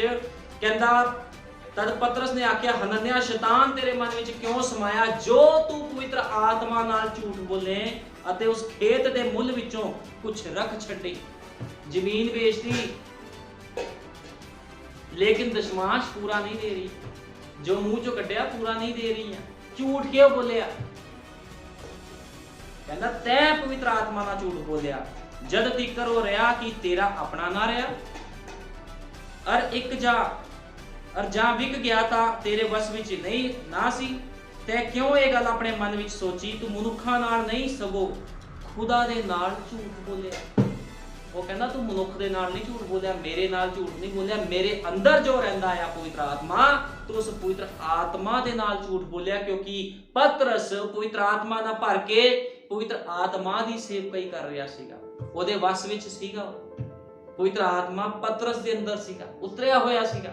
ਦੇਹਧਾਰੀ ਖੁਦਾ, ਪਤਰਸ ਦੇਹਧਾਰੀ, ਪਤਰਸ ਦੇ ਅੰਦਰ ਯੀਸ਼ੂ ਮਸੀਹ ਦੇਹਧਾਰੀ ਸੀਗਾ ਪਤਰਸ, ਲੇਕਿਨ ਯੀਸ਼ੂ ਮਸੀਹ ਉਹਦੇ ਅੰਦਰ ਵੜ ਗਿਆ ਸੀ ਆ ਕੇ ਪਵਿੱਤਰ ਆਤਮਾ ਦੇ ਰੂਪ ਦੇ ਵਿੱਚ, ਤੇ ਪਵਿੱਤਰ ਆਤਮਾ ਦੇ ਨਾਲ ਝੂਠ ਬੋਲ ਰਿਹਾ। ਪਤਰਸ ਦੇ ਬੋਲਣ ਦੇ ਅਨੁਸਾਰ ਜਦੋਂ ਪਵਿੱਤਰ ਆਤਮਾ ਉਹਦੇ ਨਾਲ ਬੋਲਿਆ, ਹਨਨਿਆ ਤੇ ਸ਼ਫੀਰਾ ਮਾਰੇ ਗਏ। ਫਿਰ ਕਹਿੰਦਾ ਹਨਨਿਆ ਇਹ ਗੱਲਾਂ ਸੁਣਦਿਆਂ ਸਾਰ ਡਿੱਗ ਪਿਆ ਅਤੇ ਉਸਦੇ ਪ੍ਰਾਣ, ਉਸਨੇ ਆਪਣੇ ਪ੍ਰਾਣ ਛੱਡ ਦਿੱਤੇ। ਜਿੰਨਾ ਸੁਣਿਆ ਉਹਨਾਂ ਸਭਨਾਂ ਨੂੰ ਵੱਡਾ ਡਰ ਲੱਗਾ। ਡਰ ਗਏ ਫਿਰ ਲੋਕ, ਉਹ ਸਮਝਦੇ ਸੀ ਕਿ ਐਵੇਂ ਹੀ ਆ ਪਤਰਸ, ਗੰਦੇ ਜਿਹੇ ਕੱਪੜੇ ਪਾ ਕੇ ਤੁਰਿਆ ਫਿਰਦਾ। ਲੇਕਿਨ ਜਦੋਂ ਪਵਿੱਤਰ ਆਤਮਾ ਉਹਦੇ ਵਿੱਚ ਬੋਲਿਆ, ਭੈ ਛਾ ਗਿਆ ਪੂਰੇ ਇਲਾਕੇ ਵਿੱਚ, ਪੂਰੀ ਜਿੰਨੇ ਵੀ ਉਹਨਾਂ ਦੀ ਉੱਥੇ ਸੁਸਾਇਟੀ ਸੀਗੀ, ਨਗਰ ਸੀਗਾ, ਸਾਰੇ ਵਿੱਚ ਕੀ ਭੈ ਛਾ ਗਿਆ। ਅਤੇ ਜਵਾਨਾਂ ਨੇ ਉੱਠ ਕੇ ਉਸ ਨੂੰ ਕਫਨਾਇਆ ਅਤੇ ਬਾਹਰ ਲੈ ਜਾ ਕੇ ਦਬ ਦਿੱਤਾ। ਤਾਂ 3 ਘੰਟਿਆਂ ਪਿੱਛੋਂ ਉਸਦੀ ਤੀਵੀਂ ਵੀ ਇਹ ਵਿਥਿਆ ਨਾ ਜਾਣ ਕੇ ਅੰਦਰ ਆਈ। ਹੁਣ ਉਹਦੀ ਤੀਵੀਂ ਵੀ ਕਿਤੇ ਗਈ ਹੋਣੀ ਘੁੰਮਣ ਫਿਰ, ਉਹਨੂੰ ਨਹੀਂ ਸੀ ਪਤਾ ਕੀ ਹੋਇਆ ਨਹੀਂ ਹੋਇਆ, ਉਹ ਵੀ ਆ ਗਈ ਅੰਦਰ। ਤਦ ਪਤਰਸ ਨੇ ਉਸ ਨੂੰ ਅੱਗੋਂ ਆਖਿਆ ਕਿ ਮੈਨੂੰ ਦੱਸ, ਤੁਸੀਂ ਉਸ ਖੇਤ ਇੰਨੇ ਨੂੰ ਹੀ ਵੇਚਿਆ? ਫਿਰ ਉਹਨੂੰ ਪੁੱਛ ਰਿਹਾ ਆ, ਬਚਾਅ ਹੋ ਸਕਦਾ ਸੀ ਉਹਦਾ ਜੇ ਉਹ ਕਹਿ ਦਿੰਦੀ ਵੀ ਹਾਂ ਗਲਤੀ ਹੋ ਗਈ ਹੈ। ਫਿਰ ਉਹ ਵੀ ਝੂਠ ਬੋਲ ਰਹੀ ਆ ਕੇ। ਹਨਨਿਆ ਦਾ ਮਾਰਿਆ ਗਿਆ, ਉਹਦੀ ਪਤਨੀ ਆਈ, ਉਸਦੀ ਤੀਵੀਂ ਲਿਖਿਆ ਆ, ਇਹ ਵਿਖਿਆ ਜਾਣ ਕੇ ਅੰਦਰ ਆਈ। ਤਦ ਪਤਰਸ ਨੇ ਉਸ ਨੂੰ ਆਖਿਆ, ਮੈਨੂੰ ਦੱਸ ਇਹ ਖੇਤ ਇੰਨੇ ਨੂੰ ਹੀ ਵੇਚਿਆ? ਉਹ ਬੋਲੀ, ਆਹੋ ਇੰਨੇ ਨੂੰ ਹੀ ਵੇਚਿਆ। ਫਿਰ ਝੂਠ, ਇੰਨੇ ਨੂੰ ਹੀ ਵੇਚਿਆ। ਤਾਂ ਪਤਰਸ ਨੇ ਉਸ ਨੂੰ ਕਿਹਾ, ਤੁਸੀਂ ਪ੍ਰਭੂ ਦੇ ਆਤਮਾ ਦੇ ਪਰਤਾਉਣ ਲਈ ਏਕਾ ਕੀਤਾ। ਕਹਿੰਦੇ ਤੁਸੀਂ ਏਕਾ ਕੀਤਾ ਪ੍ਰਭੂ ਦੇ ਆਤਮਾ ਨੂੰ ਪਰਤਾਉਣ ਦੇ ਲਈ। ਵੇਖ ਤੇਰੇ ਭਰਤਾ ਦੇ ਦੱਬਣ ਵਾਲਿਆਂ ਦੇ ਪੈਰ ਦਰ ਉੱਤੇ ਹਨ ਅਤੇ ਉਹ ਤੈਨੂੰ ਬਾਹਰ ਲੈ ਜਾਣਗੇ। ਅਤੇ ਉਸ ਵੇਲੇ ਉਸ ਦੇ ਪੈਰਾਂ ਕੋਲ ਡਿੱਗ ਪਈ ਅਤੇ ਪ੍ਰਾਣ ਛੱਡ ਦਿੱਤੇ। ਪਤਰਸ ਨੇ ਬੋਲਿਆ ਤੇ 2 ਕਤਲ ਹੋ ਗਏ। ਬੋਲਣ ਦੇ ਨਾਲ ਹੀ ਕਤਲ ਹੋ ਗਿਆ। ਇੱਥੇ ਲੋਕ ਗੋਲੀਆਂ ਚਲਾਉਂਦੇ ਮਾਰਨ ਦੇ ਲਈ, ਬੰਬ ਸਿੱਟਦੇ ਆ, ਕੁਛ ਕਰਦੇ ਆ ਹੈ। ਇੱਥੇ ਬੋਲਣ ਦੇ ਨਾਲ ਹੀ ਬੰਦਾ ਮਰ ਗਿਆ। 2 ਬੰਦੇ ਮਾਰਤੇ ਪਤਰਸ ਨੇ। ਕਿਹਦੇ ਦੁਆਰਾ? ਪਵਿੱਤਰ ਆਤਮਾ ਦੇ ਦੁਆਰਾ। ਲਿਖਿਆ, ਤਦ ਉਹਨਾਂ ਜਵਾਨਾਂ ਨੇ ਅੰਦਰ ਜਾ ਕੇ ਉਸ ਨੂੰ ਮੋਹੀ ਵੇਖਿਆ ਤੇ ਬਾਹਰ ਲਿਜਾ ਕੇ ਉਸਦੇ ਭਰਤਾ ਦੇ ਕੋਲ ਦਬ ਦਿੱਤਾ। ਤਾਂ ਸਾਰੀ ਕਲੀਸਿਆ ਤੇ ਜਿਨ੍ਹਾਂ ਨੇ ਇਹ ਗੱਲਾਂ ਸੁਣੀਆਂ ਉਹਨਾਂ ਨੂੰ ਵੱਡਾ ਡਰ ਲੱਗਾ। ਡਰ ਗਏ ਫਿਰ ਲੋਕ। ਫਿਰ ਡਰਨਾ ਹੀ ਸੀਗਾ, ਏਦਾਂ ਨਹੀਂ ਫਿਰ ਲੋਕ ਮੰਨਦੇ। ਫਿਰ ਪ੍ਰਭੂ ਨੂੰ ਡਾਂਗ ਚੱਕਣੀ ਪੈਂਦੀ, ਫਿਰ ਲੋਕ ਮੰਨਦੇ ਆ। ਹੁਣ ਦੇਖਿਆ ਸੀ ਮੱਤੀ 7:21 ਚ ਪੜਿਆ, ਕਹਿੰਦੇ ਪ੍ਰਭੂ ਤੇਰੇ ਨਾਮ 'ਚ ਭੁੱਖਸ਼ਵਾਣੀਆਂ ਕੀਤੀਆਂ, ਮੈਂ ਤੇਰੇ ਨਾਮ 'ਚ ਭੂਤ ਕੱਢੇ, ਮੈਂ 10 ਮੁਰਦੇ ਜਿੰਦਾ ਕਰਦਾ ਸੀ ਰੋਜ਼, ਮੈਂ ਆਹ ਕੀਤਾ। ਪ੍ਰਭੂ ਕਹਿੰਦਾ ਮੈਂ ਤੁਹਾਨੂੰ ਜਾਣਦਾ ਹੀ ਨਹੀਂ। ਫਿਰ ਹੁਣ ਸਮਝਣ ਦੀ ਲੋੜ ਆ, ਜਿਹੜੇ ਲੋਕ ਗਲਤ ਸਿੱਖਿਆਵਾਂ 'ਚ ਫਸੇ ਉਹਨਾਂ ਨੂੰ ਸਮਝਣ ਦੀ ਲੋੜ ਆ। ਬਾਈਬਲ ਪੜ੍ਹਨ ਸਭ ਤੋਂ ਪਹਿਲਾਂ, ਬਾਈਬਲ ਪੜ੍ਹਨ, ਜਦੋਂ ਤੱਕ ਬਾਈਬਲ ਨਹੀਂ ਪੜ੍ਹਨਗੇ ਉਹਨੂੰ ਸਮਝਣਗੇ ਨਹੀਂ, ਕੁਝ ਨਹੀਂ ਪਤਾ ਲੱਗਣਾ। ਬਾਈਬਲ ਨੂੰ ਪੜ੍ਹਨਾ, ਆਪਣੇ ਆਪ ਨੂੰ ਜ਼ੀਰੋ ਕਰਕੇ, ਪ੍ਰਭੂ ਅਸੀਂ ਕੁਝ ਨਹੀਂ ਜਾਣਦੇ, ਤੂੰ ਸਾਡੀ ਅਗਵਾਈ ਕਰ। ਤੇ ਦੇਖੋ ਖੁਦਾ ਫਿਰ ਆਪਣੇ ਦੂਤਾਂ ਨੂੰ ਭੇਜੇਗਾ ਜਿਹੜੇ ਉਹਨਾਂ ਨੂੰ ਸਿਖਾਣਗੇ ਕਿ ਬਾਈਬਲ ਕੀ ਬਿਆਨ ਕਰਦੀ ਆ, ਰਸੂਲ ਕੀ ਬਿਆਨ ਕਰਦੇ ਆ। ਪਤਰਸ ਕੌਣ ਸੀ, ਪੌਲੁਸ ਕੌਣ ਸੀ? ਲੋਕੀ ਪਤਰਸ ਨੂੰ ਐਵੇਂ ਸਮਝ ਲੈਂਦੇ ਆ, ਪੌਲੁਸ ਨੂੰ ਐਵੇਂ ਸਮਝ ਲੈਂਦੇ ਆ। ਪੌਲੁਸ ਪਹਿਲੀ ਕਲੀਸਿਆ ਦਾ ਦੂਤ ਸੀਗਾ ਜਿਹਨੂੰ ਲੋਕ ਐਵੇਂ ਸਮਝ ਲੈਂਦੇ ਆ। ਪਹਿਲਾ ਦੂਤ ਸੰਤ ਪੌਲੁਸ ਸੀਗਾ, ਉਸ ਸਮੇਂ ਦਾ ਪ੍ਰਚਾਰਕ ਵੀ ਸੀਗਾ, ਸੇਵਕ ਵੀ ਸੀਗਾ, ਉਹ ਪਾਸਟਰ ਵੀ ਸੀਗਾ, ਤੇ ਪਹਿਲਾ ਦੂਤ ਵੀ ਸੰਤ ਪੌਲੁਸ ਸੀਗਾ ਜਿਹਨੂੰ ਲੋਕੀ ਐਵੇਂ ਸਮਝ ਲੈਂਦੇ। ਤੇ ਸੰਤ ਪੌਲੁਸ ਨੇ ਕਿਤਾ ਦੁੱਖਾਂ ਦੇ ਵਿੱਚ ਹੋ ਕੇ ਖੁਦਾ ਦੀ ਸੇਵਕਾਈ ਕੀਤੀ। ਹੁਣ ਅਸੀਂ ਕੱਢਦੇ ਹਾਂ ਰਸੂਲਾਂ ਦੇ ਕਰਤੱਵ 8:26, ਰਸੂਲਾਂ ਦੇ ਕਰਤੱਵ 8:26। ਹੁਣ ਰਸੂਲਾਂ ਦੇ ਕਰਤੱਵ 8:26 ਵਿੱਚ ਲਿਖਿਆ ਇੱਕ ਮਨੁੱਖ ਬਾਰੇ ਜਿਹਦਾ ਨਾਮ ਹਬਸ਼ੀ ਖੋਜਾ ਸੀਗਾ। ਅਸੀਂ ਪੜ੍ਹਦੇ ਹਾਂ, ਅਤੇ ਪ੍ਰਭੂ ਦੇ ਇੱਕ ਦੂਤ ਨੇ ਫਿਲਿਪੁਸ ਨਾਲ ਬਚਨ ਕਰਕੇ ਆਖਿਆ ਕਿ ਉੱਠ ਅਤੇ ਦੱਖਣ ਵੱਲ ਉਸ ਰਸਤੇ ਉੱਤੇ ਜਾ ਜੋ ਯਰੂਸ਼ਲਮ ਤੋਂ ਗਾਜ਼ਾ ਨੂੰ ਜਾਂਦਾ ਹੈ। ਉਹ ਉਜਾੜ ਹੈ, ਉਜਾੜ ਸੀ ਸਾਰਾ ਰੇਗਿਸਤਾਨ ਜਿਹਨੂੰ ਕਹਿ ਸਕਦੇ, ਉਜਾੜ। ਤੇ ਉੱਥੇ ਕੀ ਹੋਇਆ, ਤਾਂ ਉੱਠ ਕੇ ਤੁਰ ਪਿਆ। ਉਹਦੇ ਕੋਲ ਕੋਈ ਗੱਡੀ ਮੋਟਰ ਨਹੀਂ ਸੀ, ਕਹਿੰਦੇ ਉੱਠ ਕੇ ਤੁਰ ਪਿਆ, ਮਿੱਟੀ ਨਾਲ ਪੈਰ ਭਰੇ ਹੋਏ ਆ, ਕੱਪੜੇ ਵੀ ਗੰਦੇ ਹੋਣੇ ਆ। ਉੱਠ ਕੇ ਤੁਰ ਪਿਆ ਅਤੇ ਵੇਖੋ ਹਬਸ਼ ਦੇਸ਼ ਦਾ ਇੱਕ ਮਨੁੱਖ ਸੀ ਜਿਹੜਾ ਖੋਜਾ ਅਤੇ ਹਬਸ਼ ਦੀ ਰਾਣੀ ਕੰਦਾਕੇ ਦਾ ਵੱਡਾ ਇਖਤਿਆਰ ਵਾਲਾ, ਅਤੇ ਉਸਦੇ ਸਾਰੇ ਖਜ਼ਾਨੇ ਉੱਤੇ ਸੀ, ਸਾਰੇ ਖਜ਼ਾਨੇ ਉੱਪਰ ਖਜ਼ਾਨਚੀ ਸੀਗਾ, ਉਹ ਵੱਡਾ ਇਖਤਿਆਰ ਸੀ, ਉਹਦਾ ਸਿਪਾਹੀ ਉਹਦੇ ਨਾਲ ਰਹਿੰਦੇ ਸੀਗੇ। ਅਤੇ ਯਰੂਸ਼ਲਮ ਵਿੱਚ ਬੰਦਗੀ ਕਰਨ ਨੂੰ ਆਇਆ ਸੀ। ਉਹ ਮੁੜਿਆ ਜਾਂਦਾ ਤੇ ਆਪਣੇ ਰੱਥ ਵਿੱਚ ਬੈਠਾ ਹੋਇਆ ਯਸ਼ਾਇਆ ਨਬੀ ਦੀ ਪੋਥੀ ਵਾਚ ਰਿਹਾ ਸੀਗਾ। ਹੁਣ ਯਸ਼ਾਇਆ ਨਬੀ ਦੀ ਪੋਥੀ ਵਾਚ ਰਿਹਾ ਸੀਗਾ, ਹੁਣ ਉਹਨੂੰ ਸਮਝ ਨਹੀਂ ਸੀ ਪਾ ਰਿਹਾ, ਕਿਉਂਕਿ ਸਮਝਾਉਣ ਵਾਲਾ ਕੋਈ ਨਹੀਂ ਸੀਗਾ ਜਿਹੜਾ ਸਮਝਾਉਂਦਾ। ਪਵਿੱਤਰ ਆਤਮਾ ਪਾਏ ਹੋਏ ਲੋਕਾਂ ਤੋਂ ਇਲਾਵਾ ਵਚਨ ਨੂੰ ਕੋਈ ਨਹੀਂ ਸਮਝਾ ਸਕਦਾ ਸੀਗਾ, ਲੇਕਿਨ ਇੱਥੇ ਪ੍ਰਭੂ ਨੂੰ ਆਪਣੇ ਆਤਮਾ ਪਾਏ ਹੋਏ ਇੱਕ ਬੰਦੇ ਨੂੰ ਭੇਜਿਆ। ਫਿਰ ਅੱਗੇ ਲਿਖਿਆ ਆ, ਉਹ ਮੁੜਿਆ ਜਾਂਦਾ ਤੇ ਆਪਣੇ ਰੱਥ ਵਿੱਚ ਬੈਠਾ ਹੋਇਆ ਯਸ਼ਾਇਆ ਨਬੀ ਦੀ ਪੋਥੀ ਵਾਚ ਰਿਹਾ ਸੀ। ਤਾਂ ਆਤਮਾ ਨੇ ਫਿਲਿਪੁਸ ਨੂੰ ਕਿਹਾ, ਅਗਾਹਾਂ ਚੱਲ ਅਤੇ ਇਸ ਰੱਥ ਨਾਲ ਮਿਲ ਜਾ। ਆਤਮਾ ਕਹਿੰਦਾ ਅਗਾਹਾਂ ਚੱਲ ਤੇ ਰੱਥ ਦੇ ਨਾਲ ਮਿਲ ਜਾ। ਸੋ ਫਿਲਿਪੁਸ ਨੇ ਉਸ ਵੱਲ ਦੌੜ ਕੇ ਉਸਨੂੰ ਯਸ਼ਾਇਆ ਨਬੀ ਦੀ ਪੋਥੀ ਵਾਚਦੇ ਸੁਣਿਆ ਅਤੇ ਕਿਹਾ, ਜੋ ਕੁਝ ਤੁਸੀਂ ਵਾਚਦੇ ਹੋ ਸਮਝਦੇ ਵੀ ਹੋ। ਅੱਜ ਲੋਕ ਬਾਈਬਲਾਂ ਪੜ੍ਹਦੇ ਆ, ਸਮਝ ਉਡਾਣਾ ਨਹੀਂ ਹੈ ਬਾਈਬਲ ਦੀ, ਬਸ ਇੰਨਾ ਪਤਾ ਯਿਸੂ ਮਸੀਹ ਆਇਆ ਸੀ ਤੇ ਉਹ ਬਰਕਤ ਲੈਣੀ ਆ, ਬਸ ਇਹੀ ਪਤਾ, ਹੋਰ ਕੁਝ ਨਹੀਂ ਪਤਾ। ਲੇਕਿਨ ਇੱਥੇ ਫਿਲਿਪੁਸ ਸਵਾਲ ਕਰ ਰਿਹਾ ਖੋਜੇ ਨੂੰ, ਜੋ ਤੁਸੀਂ ਵਾਚਦੇ ਹੋ ਸਮਝਦੇ ਵੀ ਹੋ, ਜੋ ਤੁਸੀਂ ਪੜ੍ਹ ਰਹੇ ਕਿ ਤੁਹਾਡੇ ਪੱਲੇ ਵੀ ਪੈ ਰਹੀ ਹੈ, ਤੁਹਾਡੇ ਸਮਝ 'ਚ ਵੀ ਲੱਗ ਰਹੀ ਆ। ਤੇ ਉਹ ਅੱਗੇ ਉਸਨੇ ਆਖਿਆ, ਜਦ ਤਾਈਂ ਕੋਈ ਮੈਨੂੰ ਨਾ ਦੱਸੇ ਇਹ ਮੈਨੂੰ ਕਿੱਕੂ ਹੋ ਸਕੇ ਵੀ ਮੈਨੂੰ ਸਮਝ ਲੱਗੇ। ਕਹਿੰਦਾ ਕਿੱਦਾਂ ਮੈਨੂੰ ਸਮਝ ਲੱਗੂਗੀ। ਫਿਰ ਉਸਨੇ ਫਿਲਿਪੁਸ ਨੂੰ ਅੱਗੇ ਬੇਨਤੀ ਕੀਤੀ ਕਿ ਮੇਰੇ ਨਾਲ ਤੂੰ ਚੜ ਬੈਠ। ਉਸ ਪੋਥੀ ਦੀ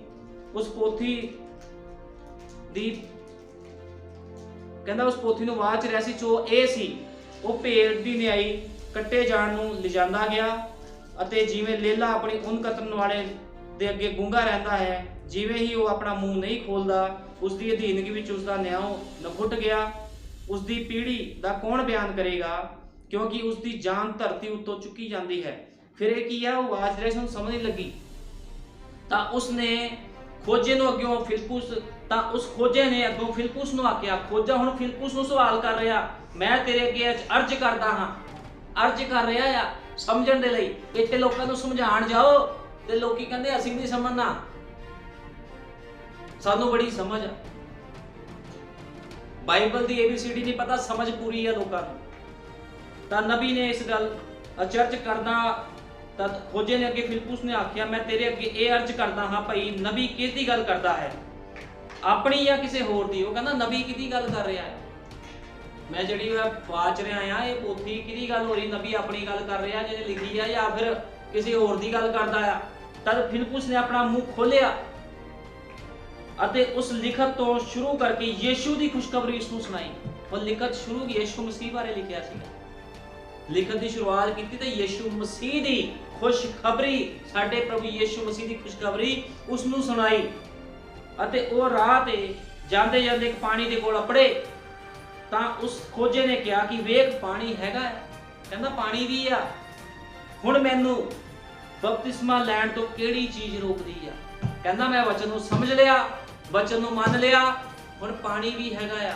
ਕਿਹੜੀ ਚੀਜ਼ ਹੈ ਜਿਹੜੀ ਮੈਨੂੰ ਰੋਕਦੀ ਆ ਵੀ ਮੈਂ ਬਪਤਿਸਮਾ ਨਾ ਲਵਾਂ ਯੀਸ਼ੂ ਮਸੀਹ ਦੇ ਨਾਮ ਦੇ ਵਿੱਚ? ਤੇ ਉੱਥੇ ਕੀ ਹੁੰਦਾ? ਉਹਨੂੰ ਪ੍ਰਭੂ ਯੀਸ਼ੂ ਮਸੀਹ ਦੇ ਨਾਮ ਦੇ ਵਿੱਚ ਬਪਤਿਸਮਾ ਦਿੱਤਾ ਗਿਆ। ਤੇ ਬਾਈਬਲ ਬਿਆਨ ਕਰਦੀ ਆ, ਕਹਿੰਦਾ ਹੁਣ ਮੈਨੂੰ ਬਪਤਿਸਮਾ ਲੈਣ ਤੋਂ ਕਿਹੜੀ ਚੀਜ਼ ਰੋਕਦੀ ਹੈ? ਤਦ ਉਸਨੇ ਰੱਥ ਖੜਾ ਕਰਨ ਦਾ ਹੁਕਮ ਕੀਤਾ, ਕਿਉਂਕਿ ਇਖਤਿਆਰ ਰੱਖਦਾ ਸੀ। ਹੁਕਮ ਕੀਤਾ ਉਹਨੇ, ਰੱਥ ਰੋਕ ਦੋ। ਰੱਥ ਰੋਕ ਦਿੱਤਾ ਗਿਆ ਅਤੇ ਫਿਲਿਪੁਸ ਅਤੇ ਖੋਜਾ ਦੋਵੇਂ ਪਾਣੀ ਵਿੱਚ ਉਤਰੇ ਅਤੇ